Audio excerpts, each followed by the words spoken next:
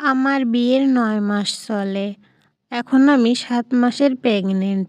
হাসব্যান্ডের আলমারিতে তার পূর্বের বউয়ের সাথে অনেকগুলো ছবি খুঁজে পেলাম। বলে রাখা ভালো, আমি হচ্ছি আমার হাসব্যান্ডের ২য় বউ। তার আগেও একটা বিয়ে হয়েছিল। যেহেতু আমরা যৌথ ফ্যামিলিতে থাকি, তাই কেউ যাতে বুঝতে না পারে এজন্য ঘরের দরজা দিয়ে আমি অনেক কান্নাকাটি করলাম।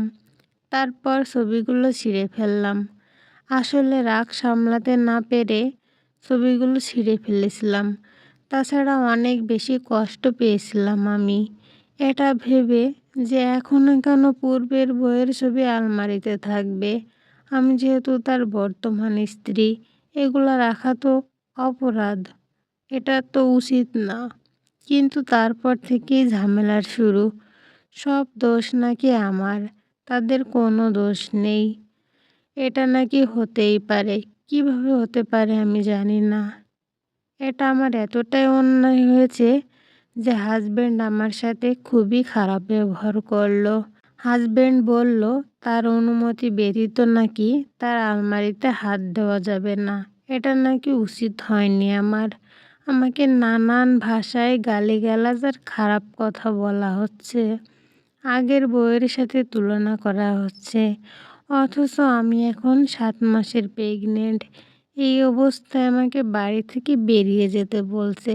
বলা হয়েছে ছবিগুলো যদি আমি একদম আগের মতো করে দিতে পারি, জোড়া লাগিয়ে দিতে পারি, তাহলে আমাকে এই বাড়িতে রাখা হবে, না হলে আমাকে ডিভোর্স দেওয়া হবে।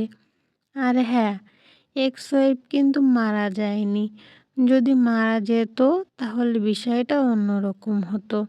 তাকে ডিভোর্স দেওয়ার কারণ হিসেবে আমাদেরকে বলা হয়েছিল সে নাকি অনেক উচ্ছৃঙ্খল ছিল, একদম কথা শুনতো না, কোনো সংসারী মেয়ে ছিল না, সবার মুখে মুখে কথা বলতো, তর্ক করতো, মানে যত রকম বেয়াদবি করা যায় করতো।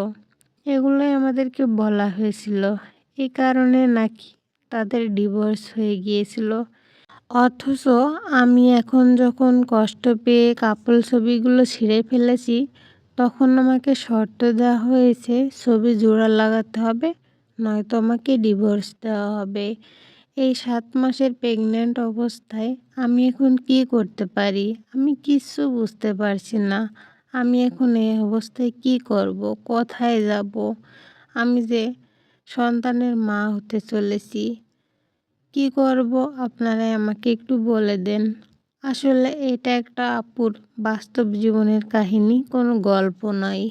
এখন আপুটা কি সিদ্ধান্ত নিতে পারে, কি করা উচিত হবে আপনারা একটু বলে দিবেন। কমেন্টসের মাধ্যমে জানিয়ে দিবেন আপুটার এখন কি সিদ্ধান্ত নেওয়া উচিত।